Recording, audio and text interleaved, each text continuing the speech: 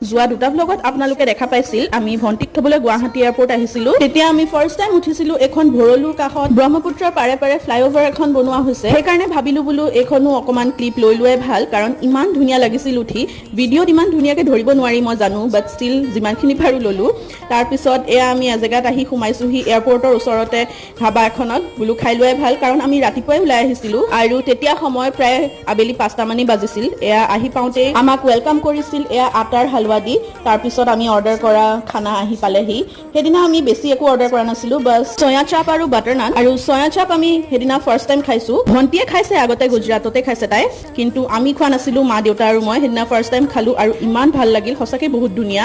এনেকে খাবলৈ পালে নন ভেজৰ কি দৰকাৰ হেদিনা এনেও স্যাটাৰডে আছিল গতিকে আমিতো ভেজে খাওঁ আৰু মায়েতো বাহিৰত মাংস খোৱাৰ কোনো কথাই নাই নাখায়ে বাৰু আজিৰ ভিডিঅ'টো ইয়াতে সামৰিছো এইটো ভিডিঅ' একচুয়ালি 3টা পাৰ্টত ভগাব লগাই হ'ল উপায় নাই লগতে আগৰ 2টা পাৰ্টটো গৈ চাই লওক